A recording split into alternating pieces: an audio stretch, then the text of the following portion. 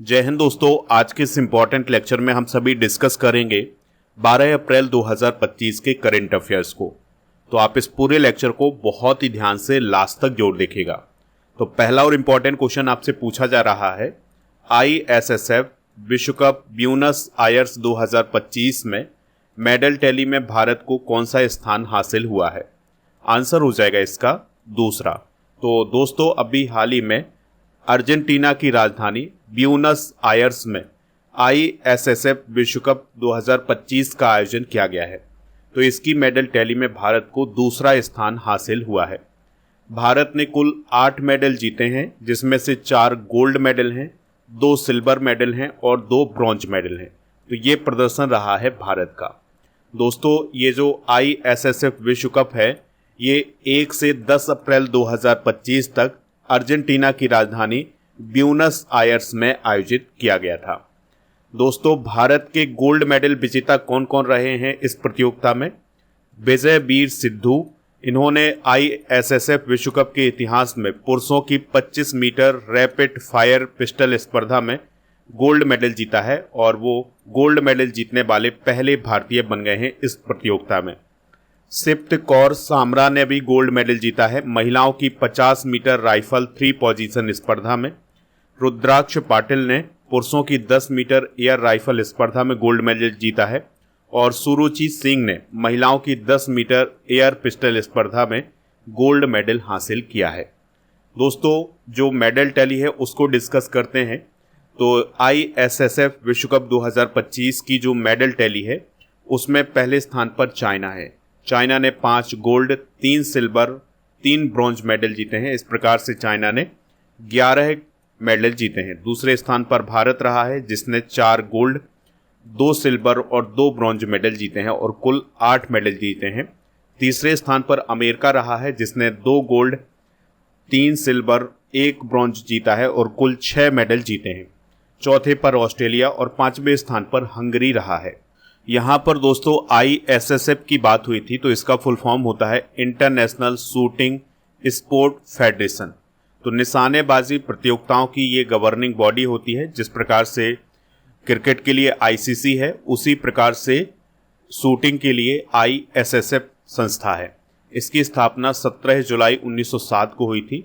इसका हेडक्वार्टर है Munich, Germany में। इसमें आप स्टार कर लें, ये क्वेश्चन पूछा जा सकता है। इसके अध्यक्ष कौन है वर्तमान में? Luciano Rossi. बढ़ते हैं अगले क्वेश्चन की तरफ। तो क्वेश्चन क्या है? तीसरी बिम्स्टेक कृषि मंत्री स्तरीय बैठक 2025 कहां आयोजित की गई है? आंसर हो जाएगा काठमांडू, नेपाल में। तो दोस्तों, नेपाल की राजधानी काठमांडू में अभी हाल ही में तीसरी बिम्स्टेक कृषि मंत्री स्तरीय बैठक आयोजित की गई है। तो इसमें जो बिम्स्टेक के देश हैं उनके कृषि मंत्री शामिल हुए थे। और भारत की तरफ से कौन शामिल हुए थे? भारत के जो कृषि मंत्री हैं शिवराज सिंह चौहान, वो शामिल हुए थे। दोस्तों, ये जो बैठक आयोजित की गई है, ये 10 अप्रैल 2025 को आयोजित की गई है और इस बैठक के दौरान भारत ने कृषि में सहयोग को बढ़ाने के लिए नेपाल के साथ एक समझौता ज्ञापन पर हस्ताक्षर भी किए हैं। आपको याद रखना है कि जो पहली बिम्स्टेक कृषि मंत्री स्तरीय बैठक है, यह 12 जुलाई 2019 को आयोजित की गई थी म्यांमार में। फिर दूसरी बैठक हुई है 10 नवंबर 2022 को भारत में और अब तीसरी बैठक कहाँ हुई है? काठमांडू, नेपाल में। बात करते हैं बिम्स्टेक शिखर सम्मेलन 2025 की, जो अभी हाल ही में आयोजित किया गया था। तो इसका आयोजन हुआ है 4 से 6 अप्रैल 2025 तक। आयोजन कहाँ हुआ है? थाईलैंड में। तो थाईलैंड की जो कैपिटल है बैंकॉक, यहाँ पर बिम्स्टेक शिखर सम्मेलन 2025 का आयोजन किया गया है। दोस्तों, 2025 की थीम क्या थी? बिम्स्टेक समृद्ध, लचीला और खुला। शिखर सम्मेलन में बैंकॉक विजन 2030 को अपनाया गया है और इस शिखर सम्मेलन की अध्यक्षता किसने की है? पैतोंगतार्न सिनाबात्रा ने, जो कि थाईलैंड की PM है। दोस्तों, बिम्स्टेक के बारे में कुछ इन्फॉर्मेशन डिस्कस करते हैं। तो इसका फुल फॉर्म आपके एग्जाम में पूछा जा सकता है। इसका फुल फॉर्म होता है bay of Bengal initiative for multi sectoral technical and economic cooperation. इसकी स्थापना हुई थी 6 जून 1997 को और इसकी स्थापना थाईलैंड की राजधानी बैंकॉक में हुई थी और इसमें वर्तमान में 7 देश शामिल हैं, जिसमें बांग्लादेश, भूटान, भारत, म्यांमार, नेपाल, श्रीलंका और थाईलैंड है। दोस्तों, इसमें कौन से देश शामिल हैं? तो जो बंगाल की खाड़ी से सटे हुए देश हैं वो देश इसमें शामिल हैं, लेकिन भूटान और नेपाल 2 ऐसे देश हैं जो कि बंगाल की खाड़ी से सटे हुए नहीं हैं, फिर भी ये इसमें शामिल हैं। वर्तमान महासचिव हैं इंद्रमणि पांडे, जो कि भारत के हैं। बिम्स्टेक देशों की आबादी है 180 करोड़ और इसकी जीडीपी है 3.74 लाख करोड़ रुपए। और दोस्तों, बिम्स्टेक का उद्देश्य है बंगाल की खाड़ी क्षेत्र के देशों के बीच बहुक्षेत्रीय तकनीकी और आर्थिक सहयोग को बढ़ावा देना। और आपको याद रखना है कि वर्तमान में इसका अध्यक्ष कौन है? बांग्लादेश। तो बांग्लादेश को 2 सालों के लिए इसका अध्यक्ष बनाया गया है अभी हाल ही में। अगला क्वेश्चन डिस्कस करते हैं, अमलसाद चीकू का संबंध किस राज्य से है जिसे जीआई टैग प्रदान किया गया है? तो इस क्वेश्चन का राइट आंसर हो जाएगा गुजरात। तो दोस्तों, गुजरात स्टेट के अमलसाद चीकू को अभी हाल ही में जीआई टैग प्रदान किया गया है। ठीक है, और ये जो अमलसाद चीकू है इसे सपोडिला बोला जाता है, जो कि दक्षिण गुजरात में पाया जाता है। इस प्रकार से दोस्तों, जो अमलसाद चीकू है यह गिर केसर आम और कच्ची खारेक खजूर के बाद गुजरात का तीसरा ऐसा फल बन चुका है जिसे जीआई टैग प्रदान किया गया है। गुजरात में कुछ और जीआई टैग हैं जिन्हें पहले दिया गया है जीआई टैग, जैसे पटोला सिल्क साड़ियाँ, कच्छ कढ़ाई, गिर सेर शहद, केसर आम, सूप कढ़ाई, अहमदाबाद सोडागरी ब्लॉक प्रिंट, सूरत सादेली शिल्प और भरूच सुजानी बुनाई। तो इनको भी पहले जीआई टैग प्रदान किया जा चुका है। चलिए कुछ इंपॉर्टेंट जीआई टैग डिस्कस करते हैं।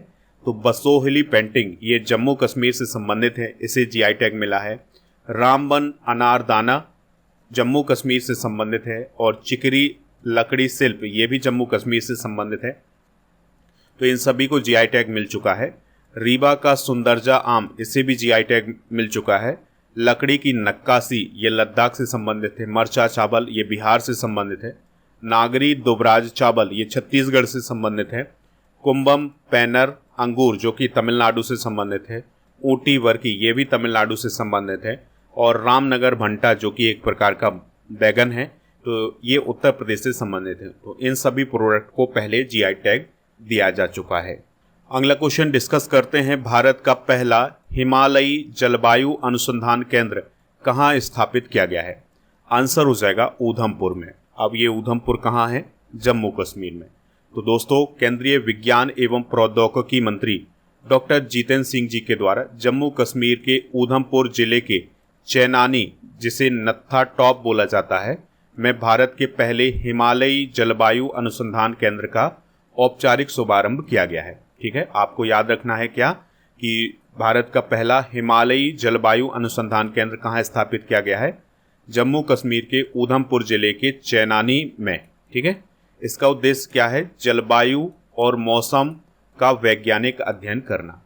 यह जो अनुसंधान केंद्र स्थापित किया गया है यह 2250 मीटर की ऊंचाई पर स्थापित किया गया है। दोस्तों, यह किसकी परियोजना है? तो पृथ्वी विज्ञान मंत्रालय, जम्मू कश्मीर वन विभाग और जम्मू केंद्रीय विश्वविद्यालय की संयुक्त परियोजना है। चलिए कुछ प्रथम घटनाएं डिस्कस करते हैं जो अभी हाल फिलहाल में हुई हैं। जैसे शुद्ध शून्य कार्बन उत्सर्जन करने वाला पहला एयरपोर्ट कौन बना है? दिल्ली एयरपोर्ट। और भारत का पहला खगोल पर्यटन अभियान उत्तराखंड में शुरू किया गया था जिसका नाम है नक्षत्र सभा।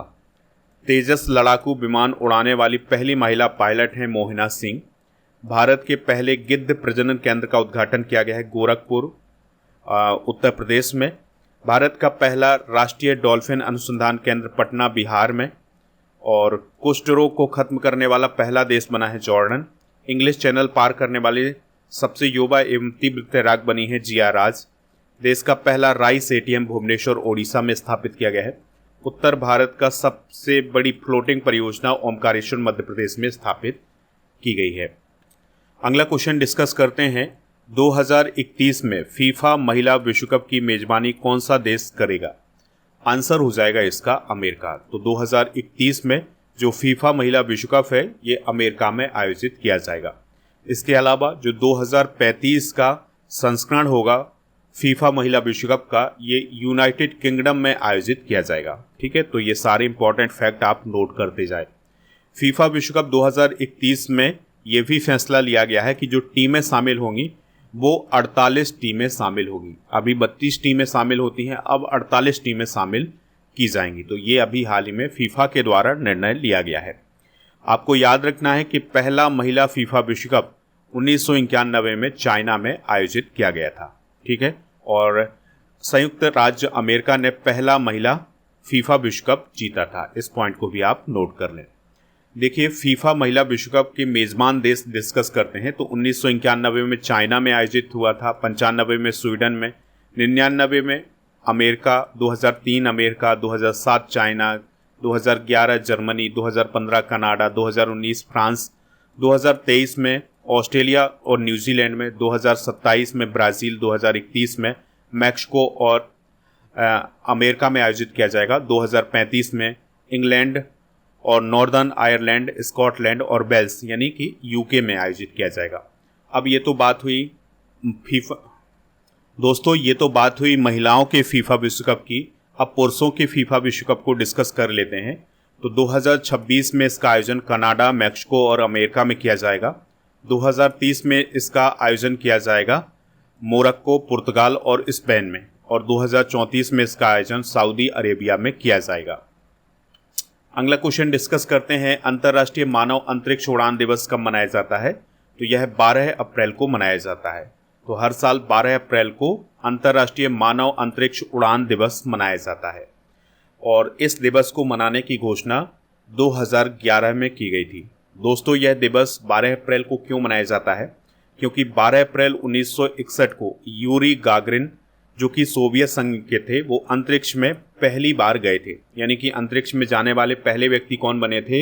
यूरी गागरिन, जो कि 12 अप्रैल 1961 को गए थे। और ये कहाँ से संबंधित थे? सोवियत संघ से, जिसे आज हम रूस बोलते हैं।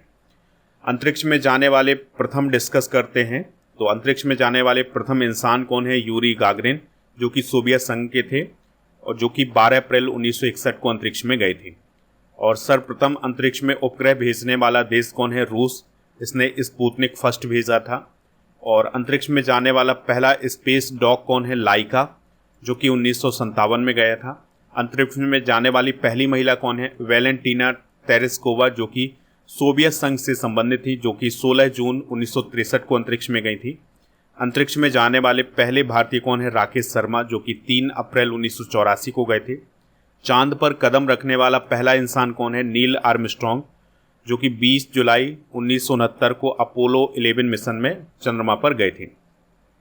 चंद्रमा पर इंसान भेजने वाला पहला देश कौन है? अमेरिका। मंगल ग्रह पर चालक रहित अंतरिक्षयान भेजने वाला पहला देश कौन है? अमेरिका। चंद्रमा की परिक्रमा करने वाला पहला अंतरिक्षयान कौन है? लूना 10, जो कि 1966 में गया था। मंगल ग्रह पर उतरने वाला पहला अंतरिक्षयान कौन है? वाइकिंग फर्स्ट, जो कि नासा के द्वारा भेजा गया था 20 जुलाई 1976 को। चंद्रमा पर उतरने वाला पहला चालक युक्त अंतरिक्षयान कौन है? ईगल। चंद्रमा पर मानव को पहुंचाने वाला पहला यान कौन है? अपोलो 11। और प्रथम भारतीय महिला अंतरिक्ष यात्री कौन है? कल्पना चावला, जो कि 1997 में अंतरिक्ष में गई थी। और अंतरिक्ष में जाने वाली भारतीय मूल की दूसरी महिला कौन है? सुनीता विलियम्स। अंतरिक्ष में भेजे जाने वाला प्रथम स्पेस शटल कौन है? कोलंबिया, जो कि नासा का है। इसे 12 अप्रैल 1981 को भेजा गया था। अंतरिक्ष में जाने वाली भारतीय मूल की तीसरी महिला कौन है? तो उनका नाम है सिरिसा बांदला। अगला क्वेश्चन है, कॉन्स्टेंटाइन द फिलोसफर यूनिवर्सिटी द्वारा मानद डॉक्टरेट की उपाधि से किसे सम्मानित किया गया है? आंसर हो जाएगा राष्ट्रपति द्रौपदी मुर्मू जी को। तो आप सभी को पता है कि राष्ट्रपति द्रौपदी मुर्मू जी अभी हाल ही में 2 देशों की यात्रा पर गई थी। तो उनकी पहली यात्रा थी पुर्तगाल की और दूसरी यात्रा थी स्लोवाकिया की। तो जब वो स्लोवाकिया की यात्रा पर जाती हैं तो स्लोवाकिया की नित्रा शहर में स्थित है एक यूनिवर्सिटी जिसका नाम है कॉन्स्टेंटाइन द फिलोसफर यूनिवर्सिटी। तो इस यूनिवर्सिटी के द्वारा उन्हें मानद डॉक्टरेट की उपाधि से सम्मानित किया गया है। अभी पिछले वर्ष जब यानी 2024 में राष्ट्रपति द्रौपदी मुर्मू जी अल्जीरिया की यात्रा पर गई थी तो उन्हें राजनीति विज्ञान में मानद डॉक्टरेट की उपाधि से सम्मानित किया गया था। और 2024 में जब वो मॉरिशस की यात्रा पर गई थी तो मॉरिशस विश्वविद्यालय के द्वारा उन्हें डॉक्टर ऑफ सिविल लॉ की उपाधि से सम्मानित किया गया था। दोस्तों, तिमोर लेत्से की यात्रा के दौरान राष्ट्रपति द्रौपदी मुर्मू जी को सर्वोच्च नागरिक पुरस्कार grand collar of the order of Timor लेत्से से भी सम्मानित किया गया था। तो ये उन्हें कुछ सम्मान प्रदान किए गए हैं अभी हाल ही में। चलिए हाल ही में प्रदान किए गए कुछ सम्मान और पुरस्कार डिस्कस करते हैं। तो राजेश उन्नी को राष्ट्रीय समुद्री वरुण पुरस्कार से सम्मानित किया गया है। राष्ट्रपति द्रौपदी मुर्मू जी को पुर्तगाल के लिस्बन शहर के मेयर द्वारा सिटी की ऑफ ऑनर से सम्मानित किया गया है। सुदर्शन पटनायक को फ्रेड डारिंगटन सैंड मास्टर पुरस्कार अभी हाल ही में प्राप्त हुआ है। प्रधानमंत्री नरेंद्र मोदी जी को honorary order of freedom of Barbados से कुछ समय पहले सम्मानित किया गया है। उर्वशी सिन्हा को गेट्स कैम्ब्रिज इम्पैक्ट पुरस्कार 2025 मिला है। आपको याद रखना है कि 2024 का जो मेजर ध्यानचंद खेल रत्न पुरस्कार है ये मनु भाकर, हरमनप्रीत सिंह, प्रवीण कुमार और डी कोकेश को प्रदान किया गया है। अब आपको कमेंट बॉक्स में ये बताना है कि अभी हाल ही में श्रीलंका की सरकार के द्वारा प्रधानमंत्री मोदी जी को कौन सा सम्मान दिया गया है, ये आप कमेंट बॉक्स में बताएं। अगला क्वेश्चन डिस्कस करते हैं। पहली पंचायत उन्नति सूचकांक यानी PAI रिपोर्ट में शीर्ष प्रदर्शन करने वाले राज्यों में पहले स्थान पर कौन है? तो पहले स्थान पर है गुजरात। तो अभी हाल ही में पंचायती राज मंत्रालय ने वित्त वर्ष 2022-23 के लिए पहली बार पंचायत एडवांसमेंट इंडेक्स यानी PAI की बेसलाइन रिपोर्ट अभी हाल ही में जारी की है। इस रिपोर्ट का उद्देश्य क्या है? स्थानीय शासन का मूल्यांकन करना और उसे प्रोत्साहित करना। इस इंडेक्स में 2.5 लाख से अधिक ग्राम पंचायतों को शामिल किया गया था और उनका मूल्यांकन किया गया है। तो दोस्तों, इस इंडेक्स में ये देखा गया है कि किस राज्य की ग्राम पंचायतें कितने अच्छे तरीके से काम कर रही हैं। तो उसी के आधार पर अभी रैंकिंग जारी की गई है। दोस्तों, तो पंचायत एडवांसमेंट इंडेक्स यानी PAI से संबंधित कुछ इंपॉर्टेंट फैक्ट डिस्कस करते हैं। तो ये जो इंडेक्स जारी किया गया है इसमें 2,55,699 पंचायतें शामिल की गई थी, जिसमें से 2,16,285 पंचायतों का डेटा सत्यापित किया गया है। इसमें मेघालय, नागालैंड, गोवा, पुदुचेरी और पश्चिम बंगाल को शामिल नहीं किया गया था। तो इसमें जो फ्रंट रनर पंचायतें रही हैं यानी जिन्होंने बहुत अच्छा प्रदर्शन किया है तो वो रही हैं 699 पंचायतें, यानी कि जितनी पंचायतों का सत्यापन किया गया है उसका 0.3 पंचायतें ऐसी हैं जिन्होंने बेहतरीन प्रदर्शन किया है। तो शीर्ष प्रदर्शन करने वाले राज्यों में गुजरात पहले स्थान पर रहा है, जिसकी 346 पंचायतों ने बेहतरीन प्रदर्शन किया है। फिर तेलंगाना रहा है जिसकी 270 पंचायतों ने बेहतरीन प्रदर्शन किया है। अगला क्वेश्चन है, अंतर्राष्ट्रीय सौर गठबंधन यानी ISA के साथ देश साझेदारी संरचना यानी CPF पर हस्ताक्षर करने वाला पहला अफ्रीकी देश कौन बना है? आंसर हो जाएगा इसका मॉरिशस।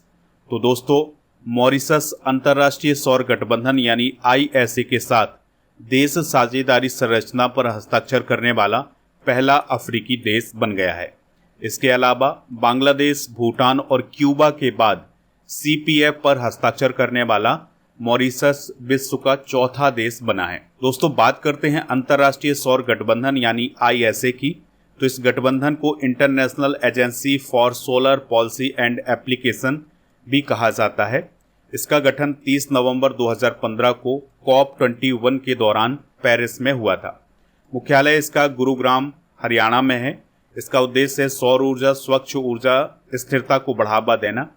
इसके मेंबर हैं 120 से अधिक और भाषाएं हैं, यानी कि इसकी जो भाषा है वो अंग्रेजी और फ्रेंच है। अध्यक्ष है वर्तमान में भारत और इसके महानिदेशक हैं आशीष खन्ना। अगला क्वेश्चन है, कोलासल बायोसाइंसेज किस देश की बायोटेक कंपनी है जिसने डायर वुल्फ की विलुप्त प्रजाति को फिर से जीवित करने में सफलता प्राप्त की है? आंसर हो जाएगा इसका अमेरिका। तो अमेरिका की एक बायोटेक कंपनी है जिसका नाम है कोलोसल बायोसाइंसेज इंक। तो इसके द्वारा अभी हाल ही में जीन तकनीकी का उपयोग करके 12,500 साल पुराने विलुप्त डायर वुल्फ की प्रजाति को जीवित करने में सफलता प्राप्त की है। तो इस प्रकार से दोस्तों ये जो आपको वुल्फ दिखाई दे रहे हैं, जो भेड़िए दिखाई दे रहे हैं, ये बनाए गए हैं जीन तकनीकी के द्वारा। तो ये भेड़िए आज से 12,500 साल पहले विलुप्त हो चुके थे, लेकिन अब इसे जीन थेरेपी के द्वारा या जीन तकनीकी या डीएनए तकनीकी के द्वारा इसको फिर से बनाया गया है। तो इस प्रकार से हमने आज के करंट अफेयर्स को डिस्कस कर लिया है। आप हमारे स्टडी करके ऐप को इंस्टॉल कर लें, इसका लिंक डिस्क्रिप्शन बॉक्स में दिया गया है। यहाँ पर मिलेगा आपको paid course, e book, test series, daily current affairs की पीडीएफ, क्लास नोट और कोर्स एंड पीडीएफ वाला ऑप्शन। तो कोर्स एंड पीडीएफ वाले ऑप्शन पर आपको राजा गुप्ता सर का अर्जुन जीएस फाउंडेशन बैच मिल जाएगा, तो इसको ज्वाइन कर सकते हैं। इस कोर्स में अगर आप 300 रुपये की छूट प्राप्त करना चाहते हैं तो उसके लिए आप कोड यूज करें, कूपन कोड यूज करें अर्जुन 300। इस कोर्स की वैलिडिटी है 2 वर्ष की, और अगर आपको कोई दिक्कत परेशानी आती है तो आप इस नंबर पर भी कॉल कर सकते हैं। मंथली करंट अफेयर्स की ई बुक भी आपको ऐप पर मिल जाएगी। ई बुक वाले सेक्शन पर 13 महीने के करंट अफेयर्स और 1800 करंट अफेयर्स के एमसीक्यूज की ई बुक मिल जाएगी। दोस्तों एक पैकेज है जिसमें आपको मंथली करंट अफेयर्स का पैकेज मिलेगा, ई बुक मिलेंगी हर महीने। तो ये 199 रुपये का पैकेज है। इसके लिए आपको कूपन कोड यूज करना है पैकेज 100, तो ये पैकेज आपको मिल जाएगा। चलिए अब हम कल के करंट अफेयर्स को रिवाइज करते हैं। 2025 का पहला यूनिकॉर्न कौन बना है? तो जूस पे 2025 का पहला यूनिकॉर्न बना है। राष्ट्रीय समुद्री वरुण पुरस्कार से किसे सम्मानित किया गया है? राजेश उन्नी को।